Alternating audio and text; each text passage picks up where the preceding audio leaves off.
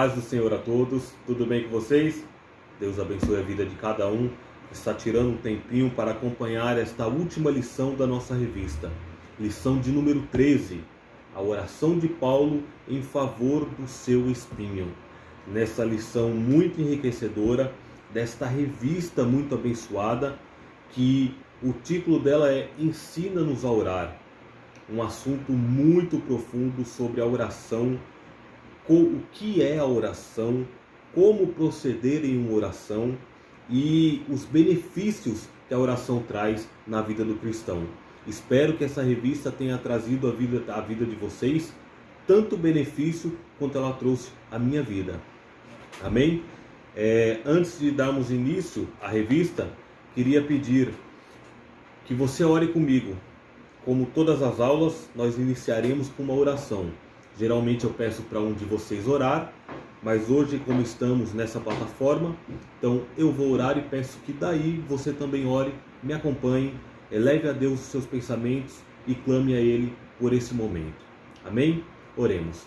Querido Deus e amado Pai, graças te damos, meu Senhor, por esse momento, estarmos aqui na Tua presença, para mais uma vez, meu Senhor, buscarmos um pouco mais de conhecimento, meu Pai, da Tua parte, da Tua palavra. Meu Senhor, fale através de mim, fale a vida de cada um, que eles possam, meu Pai, estar com corações abertos e receptivos à Tua palavra. Deus de maravilha, fique conosco e abençoe a vida de cada um de nós. Em nome de Jesus, amém. Glória a Deus. Fique comigo até o final, que no final tem surpresa para vocês. Amém? Depois da nossa aula aí tem uma surpresa aí boa, espero que boa, para a vida de cada um de nós. Amém? Então vamos iniciar a lição de número 13. O texto do dia está lá em 2 Coríntios, no capítulo 12 e o versículo 7. E diz assim: E para que me não exaltasse pelas excelências das revelações, foi-me dado um espinho na carne, a saber, um mensageiro de Satanás, para me esbofetear, a fim de não me exaltar. Amém? Esse é o texto base da nossa lição e é uma lição muito enriquecedora que vai abençoar em muito as nossas vidas. O texto bíblico também, 2 Coríntios, no capítulo 12, versículos de 7 a 10 e também o versículo de número 15. Acompanhe comigo.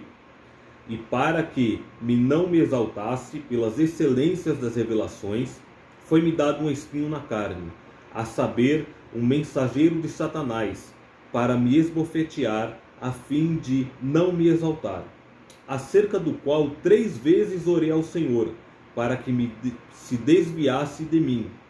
E disse-me: a minha graça te basta, porque o meu poder se aperfeiçoa na fraqueza. De boa vontade, pois, me gloriarei nas minhas fraquezas, para que em mim habite o poder de Cristo. Pelo que sinto prazer nas fraquezas, nas injúrias, nas necessidades, nas perseguições, nas angústias, por amor de Cristo. Porque quando estou fraco, então sou forte. E o versículo de número 15. Eu, de muito boa vontade, gastarei e me deixarei gastar pelas vossas almas, ainda que, amando-vos cada vez mais, seja menos amado. Amém? Texto lindo. As cartas paulinas, elas são muito profundas. Pedro, em uma de suas cartas, ele até relata que tem alguns textos das cartas paulinas que são até de difícil entendimento, né?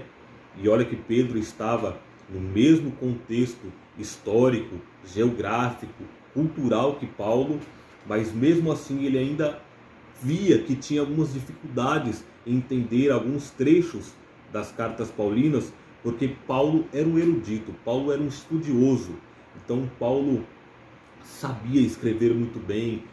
Vamos lá, o subtópico de número 1, o tópico 1 diz assim: as visões celestiais, o valor de um testemunho. Esse subtópico ele vai falar sobre o valor de darmos testemunhos daquilo que acontece conosco. Aqui, Paulo descreveu o testemunho dele, falando do arrebatamento dele, citando que ele não sabe se foi em corpo ou fora do corpo, ou seja, ele não sabe se ele foi levado fisicamente ao local ou se foi em espírito que ele foi. Ele só sabe que ele estava lá, tá? E ele cita que Deus o sabe, ou seja, ele não precisa saber, Deus sabe o que fez a ele. Então, ele foi levado ao paraíso e lá ele teve visões lindas do paraíso. Porém, coisas que ele não pode descrever pela santidade de coisas que ali ele viu e também por não haver palavras para citar, para descrever tudo aquilo que ele viu.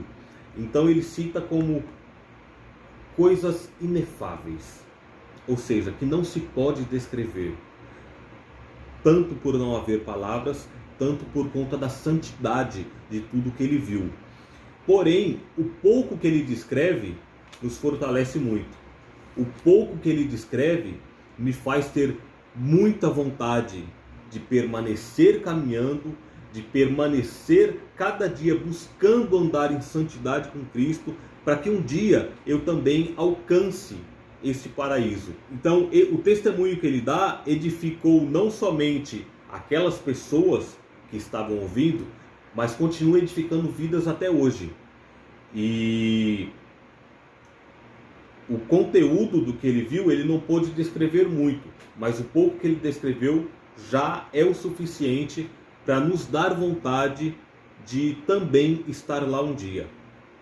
Nós devemos dar testemunhos de tudo que acontece conosco, de tudo que Deus faz em nossas vidas, para edificarmos outras vidas. Porque muitas vezes as pessoas estão passando por algo em suas vidas e elas precisam ouvir. Mesmo elas sabendo o que Deus faz, mesmo elas sabendo o que Deus opera, muitas vezes elas precisam ouvir um testemunho para aquilo edificar a fé dela. Então, se Deus abriu uma porta de emprego, testemunhe. Se Deus operou uma cura em sua vida, testemunhe. Isto, além de ser uma gratidão a Deus pelo que Ele está fazendo por você, é uma forma de edificar outras vidas. E o que eu acho lindo é que Paulo, ele demorou 14 anos para contar a experiência dele. Não porque ele não queria edificar outras vidas, mas porque ele tinha medo de contar e as pessoas achassem que ele estava querendo se exaltar, como sendo santarrão, como tendo uma santidade exagerada. Ah, eu fui arrebatado e vocês não. Por isso que no texto ele cita que não é para se gloriar, é para edificar vidas. Então, testemunhe, porque através do seu testemunho, Deus estará edificando vidas e renovando forças das outras pessoas. Amém? Vamos agora ao subtópico de número 2, o inefável na vida do crente. Como eu já havia dito, essa palavra inefável é aquilo que não tem como descrever. Aqui, nesse caso, por conta da santidade de tudo que ele viu, ele não achou palavras para descrever e ele também não foi autorizado a descrever o que ele viu. Então, o que ele viu foi para ele. O que ele pôde falar, ele falou. O que ele não pôde falar, ele silenciou e colocou como inefável. Amém? Então, o inefável na vida do crente. Nós temos que buscar em nossas vidas este inefável. As nossas experiências com Deus. Aquilo que vai nos fortificar, aquilo que vai nos fazer ir além do que nós podemos ir. Por quê? Porque é isso que Deus quer de nós. Deus quer que busquemos algo especial com Ele, que busquemos nos dedicar à obra dEle, à palavra, à leitura, à oração. A oração, ela vai nos levar além. Ela vai nos fazer ter experiências com Deus, que além de edificar as nossas vidas, ela vai edificar as vidas de outras pessoas. A oração, ela transforma vidas, ela transforma pessoas. Eu acho interessante que Paulo, no caminho de Damasco, ele teve a experiência de ver Jesus. Ele viu o Senhor. E ele, ali prostrado, eu acho interessante que o encontro dele com Jesus já o transformou. Porque no mesmo momento ele já o chama de Senhor. No mesmo momento ele já pergunta a ele: o que queres que eu faça? E ele obedece o que ele ouve. Jesus manda ele ir à cidade e ficar na cidade, que Jesus dali ia lhe dizer o que fazer. E ele vai. E no momento que ele se levanta da experiência que ele teve, ele estava cego. E é interessante que ele foi à casa de um certo Judas e lá ele ficou. E a Bíblia relata que ele não comeu e não bebeu por 3 dias. Ou seja, ele tinha acabado de ter uma experiência de encontro com Jesus, ele já estava jejuando, ele já estava orando e ele já estava tendo visões. Então, na vida de Paulo, tudo aconteceu de forma rápida, mas o empenho dele em buscar também foi muito rápido. Então é isso que nós devemos buscar. Nós devemos buscar nos entregar ao Senhor, nos dedicarmos à obra dele, porque ele vai transformar nossas vidas. Amém? Que possamos buscar esse inefável em nossas vidas, essas experiências de vida, essas experiências espirituais. E aqui ele dá um exemplo de inefável, como o batismo com o Espírito Santo, que cada um tem uma forma diferente que foi batizado, e cada um tem uma experiência no batismo com o Espírito Santo. E é interessante que muitas vezes você não consegue descrever. Como é que foi? Eu senti uma alegria, eu senti um fogo que me tomou e de repente eu estava falando em línguas. Mas não é só isso. Você não consegue descrever toda a alegria, tudo que acontece dentro do seu ser naquele momento que você está sendo tomado, naquele momento que você foi batizado, ou até mesmo hoje em dia, quando você é renovado, quando você fala em línguas. O que nós sentimos, nós não conseguimos descrever. Nós só sabemos que é muito bom. Então busquemos esse inefável em nossas vidas. O subtópico de número 3 diz as experiências que edificam. Então aqui, novamente, ele vai falar de experiências para edificar as nossas vidas. O comentarista Barclay, escrevendo sobre a palavra paraíso, que foi para onde Paulo foi, ele cita que ele foi ao paraíso, ele foi levado ao paraíso. Barclay diz que a origem da palavra ela é persa e ela significa um jardim murado. Quando um rei ele tinha muita estima por uma pessoa, ele queria dar uma honra a alguma pessoa, uma honra muito grande. O que esse rei fazia? Ele dava a chance dessa pessoa se tornar companheiro de jardim. O que é isso, irmão Esdras? Companheiro de jardim, a pessoa tinha o direito de passear no jardim real junto com o rei. E nessa companhia era de forma muito próxima e muito íntima. Então, o que Paulo teve foi isso.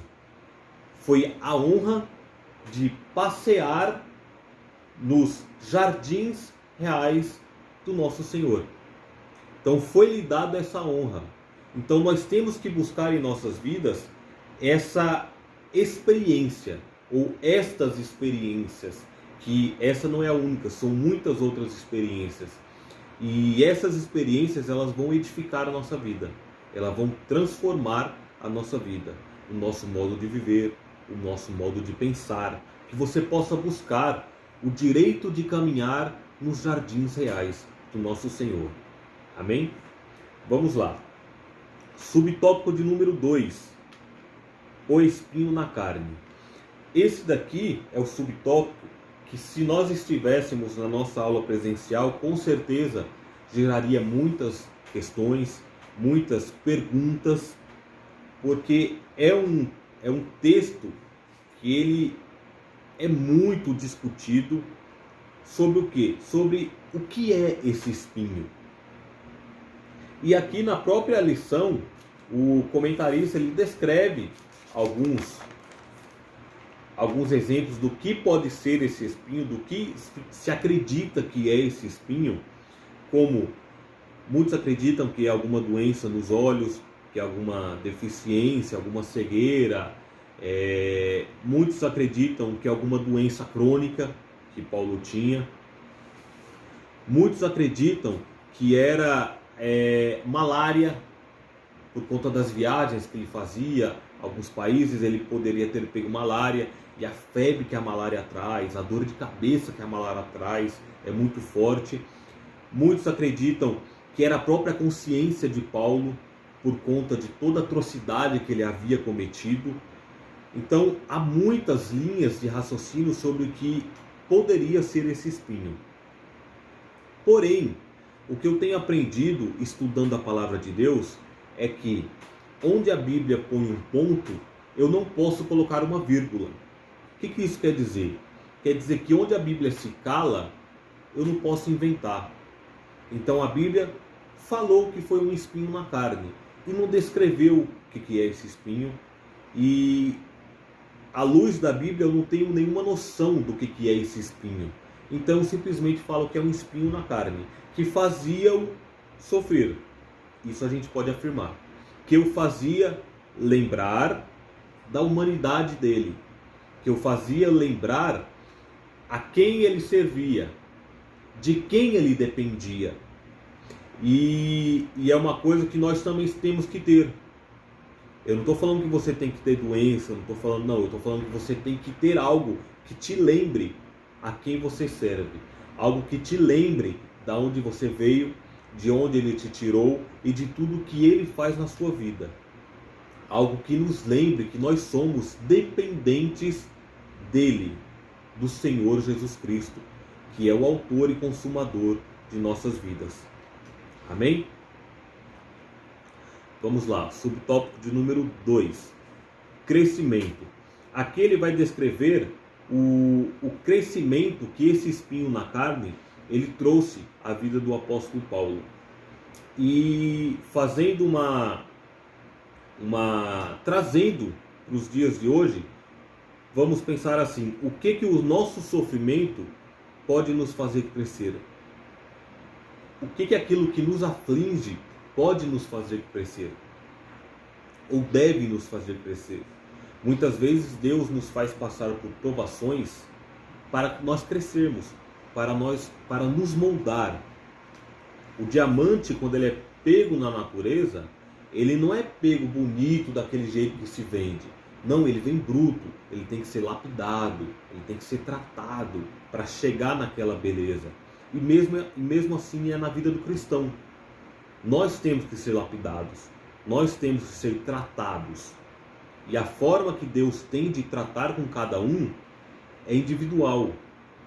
Com cada um Deus trata de uma maneira. Por quê?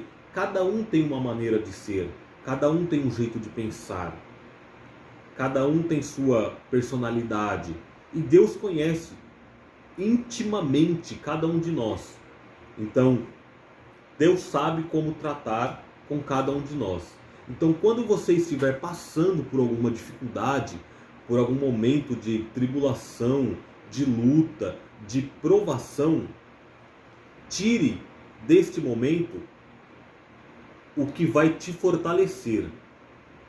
Tire deste momento aquilo que vai edificar a sua vida. E saiba que é Deus trabalhando na sua vida. Ele não nos dá nada, Ele não nos dá nenhuma provação que nós não podemos passar. Junto com cada tentação, Ele dá também o escape. Então saiba que tudo aquilo que você passa é permissão de Deus. E tudo aquilo que nós passamos é para crescermos cada dia mais. Crescermos espiritualmente. buscarmos cada vez mais a presença de Deus. Vamos lá ao subtópico de número 3, as correções. Esse subtópico vai falar também sobre aquilo que nós acabamos de comentar, sobre as correções que Deus faz em nossas vidas, que Deus faz conosco, e essas correções vêm de diversas maneiras. E Deus, conhecendo as nossas limitações, Ele nos faz passar, trilhar por caminhos para que nós superemos as nossas limitações, para que nós possamos crescer. E muitas vezes, em meio a essas provas, a essas lutas, nós pensamos em desistir, mas essa não é a vontade do Pai, essa não é a vontade de Deus. A vontade de Deus para a nossa vida é que possamos cada vez mais superar as limitações, que possamos cada vez mais ir além do que estamos. Nós sempre podemos orar mais, nós sempre podemos buscar mais a presença do Pai, nós sempre podemos aumentar a nossa comunhão com Deus. Então busque sempre melhorar, busque sempre orar mais, busque sempre ler mais, ter mais comunhão com Deus. É isso que Ele quer para nossas vidas. Amém? Esse foi um resumo bem enxuto da nossa lição. Ela presencial, a nossa lição presencial, nós conseguimos ler o texto, nós conseguimos interagir na classe, né? E eu sinto falta dessa interação, de ver vocês levantando a mão, fazendo perguntas, dando risada na sala de aula. Isso faz falta para nós, amém? Mas que Deus possa abençoar a vida de cada um, que Deus possa proteger a vida de cada um, que vocês possam ter tirado lições valiosas dessa nossa revista, tá? Desse nosso trimestre. Agradeço a Deus pela vida de cada um de vocês e peço que vocês continuem orando. E orando mais, busque mais, que você possa priorizar a presença de Deus em sua vida. A presença de Deus é prioridade em sua vida. Amém?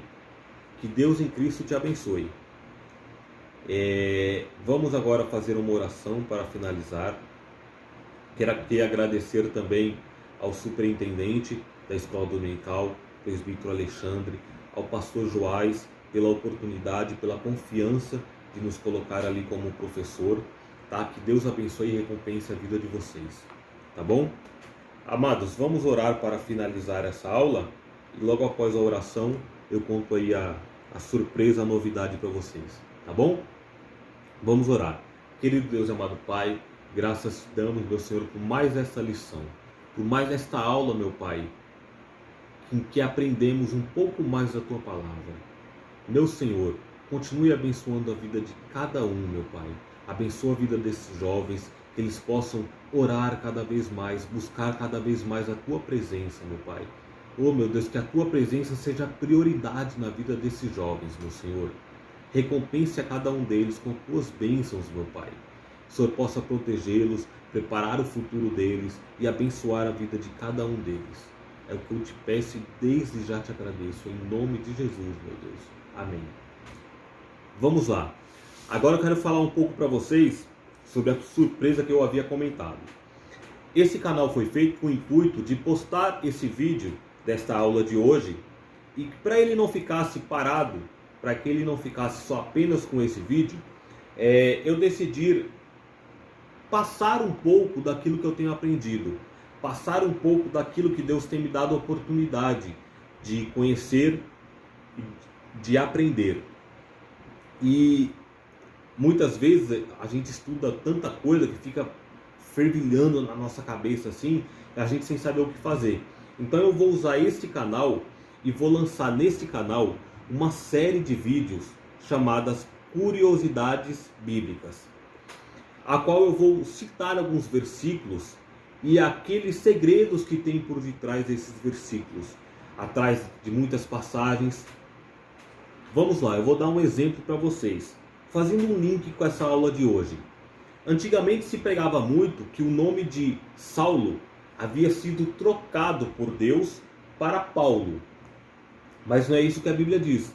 Se você olhar comigo lá no livro de Atos, no capítulo de número 13 e o versículo de número 9, diz assim: todavia, Saulo, que também se chama Paulo, ou seja, Saulo também se chama Paulo. Ele tinha os dois nomes.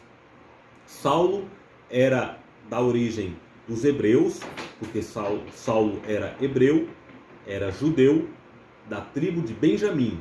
Então Saulo é de origem hebreia, tá? E o nome Paulo é que Paulo, além de ser judeu, ele tinha cidadania romana. Então Paulo é a forma romana, forma latina do nome Saulo. Então é o mesmo nome. E o nome de Saulo provém do nome de Saul. Porém, Saulo é a forma grega do nome Saul. Então, são três nomes, que na verdade são um: Saul, Saulo e Paulo. Saul é a forma hebraica do nome, Saulo é a forma grega do nome e Paulo é a forma grega do mesmo nome, tá? Então o nome dele não foi trocado. O nome dele era Saulo e também era Paulo, tá? Então serão esses vídeos que eu irei fazer toda semana. Vídeos como quando Pedro negou a Jesus. Tem um evangelho que fala que o galo cantou 2 vezes. Tem um evangelho que fala que o galo cantou 1 vez. Quantas vezes o galo cantou? E esse galo é o mesmo galo que nós conhecemos hoje? A ave, o macho da galinha? Será que é esse galo que a Bíblia fala, que a Bíblia relata? Nós vamos ver isso também. Maria Madalena, ela era prostituta? A Bíblia fala que Maria Madalena era prostituta? Nós vamos ver isso. Nós vamos aprender coisas que muitas vezes nós ouvimos de pregadores, porém a Bíblia não diz. Vamos ver também sobre quando Saul foi a pitonisa para falar com o espírito de Samuel, porque Samuel já estava morto. A Bíblia relata que subiu o espírito de Samuel para falar com Saul. Será que é verdade isso? Será que o espírito de Samuel subiu para falar com Saul? Nós vamos ver também acerca desse texto e acerca de muitos outros textos. Daniel, quando foi jogado na cova dos leões, Daniel tinha quantos anos? Toda a retratação que nós vemos desse fato mostra Daniel como um jovem de 18, 20 anos. Mas será que ele tinha essa idade? Será que ele era um jovem, ele era um adulto? Ou será que ele já era um ancião? Vamos estudar sobre isso também. Então serão vídeos curtos, vídeos de, em média, 5 minutos, só para nos trazer um pouco de conhecimento e de esclarecimento sobre alguns textos bíblicos. Tá bom?